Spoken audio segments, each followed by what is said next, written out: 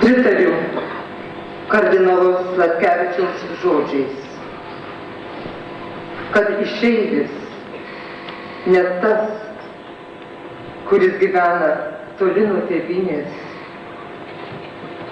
bet tas, kuris gyvendamas čia yra nutolęs, išėjęs iš savo tautos.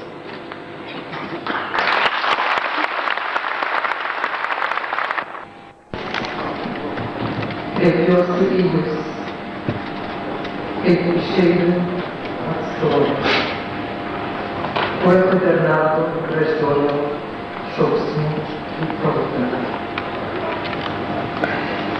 Šaukiu lietuvį, burtis prie lietuvio ir gyvą širdį prie gyvos širdies, kad tamsiame vidurnaktinė ruja pagiltų rytmečiui gyventi ir žydėti.